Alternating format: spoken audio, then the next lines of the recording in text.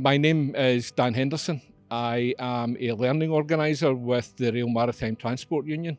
We represent maritime workers, predominantly CalMac workers, in the west coast of Scotland working on board ferries. The impact of COVID-19 on union learning with the members and the employees that we've been dealing with has been both negative and positive. The negative has been getting workers together face to face, getting that face to face learning and getting that involvement of members and employees.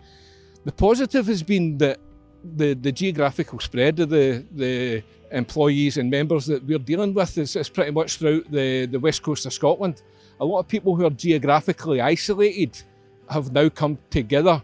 Hi, I'm Paula McColgan and I work for EIS, the Educational Institute of Scotland. We're the largest teaching union in Scotland and I'm a project worker with the Education and Equality Department. The pandemic has impacted our work in many different ways, particularly in our development and delivery of professional learning as we moved online, but also as people's lives changed, their lives, their works, and they changed significantly, sometimes within the space of a week. What we offer has to likewise change as quickly. My name's Phil Dinning. I'm a tutor organiser with the FDA. The successes in progressive union learning in the COVID situation have been that the numbers that we get are much, much higher and a much broader range. And also we can get people, because they've opened them up to everyone, some of the wellbeing sessions. And out of that, we know that we're getting membership. So membership's starting to increase because of this as well, because maybe this is people's first contact with the union and actually they like what they see, so they sign up. My name is Rafał Obremski. I'm a Scottish Learning Organiser for Bakers Food and Allied Workers Union. I'm representing people in the food and drink sector, hospitality and public sectors. The impact of the pandemic is quite significant because we have to find a new way to adapt for the new reality, which is normally we deliver the program on a classroom basis. Right now we have to transfer everything online. In the start that was quite challenging, but right now it's something that we have to focus and just continue. Hello, my name's Michael Conroy. I am a learning organiser from Unite the Union. My expertise is the construction sector, but we represent members across all different sectors of the economy. The COVID-19 pandemic's had a great impact on the learning project over this year. You know, the sort of strategic objectives have moved for our project, where we really are supporting our members through redundancies. We have been able to target areas where we just wouldn't have, or we predominantly wouldn't have looked at prior to the pandemic. The learning that we have been involved in has been mainly mental health and wellbeing, and more recently with COVID we've been looking at shorter, more direct courses, looking at suicide chat, drug and alcohol awareness and grief and bereavement, looking at how this impacts on our members within the maritime industry. The first part of the job for me has been being able to ensure that relevant high quality learning has been available to all of our members, and we've been able to do that through the Learning Fund. One of the biggest challenges has to be for people to remain motivated over this period, understandably, as they fit learning in with every other part of their life, as that's continuously changing. I think the biggest challenge was to convince people to open their minds and join us for the online learning. People have a struggle to sometimes to use the computers, and right now we're coming over to our members saying that, oh listen, we're going to deliver the program for you, however it's going to be online, and automatically we hit the walls. No, we can't do that.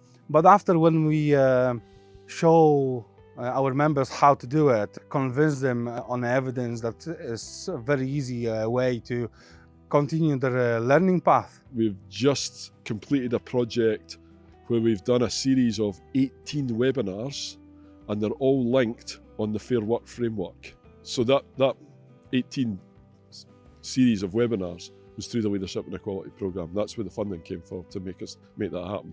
Second thing that's really been a success for us is we've reached out to more black and minority ethnic members. So The programme I was talking about earlier, around about 20% of the people involved in that were black and minority ethnic members, and that's been a real success for us as well. Some learning initiatives that we've been involved in over the last year that have been pretty good have included, well, obviously the big one with COVID's been redundancy support.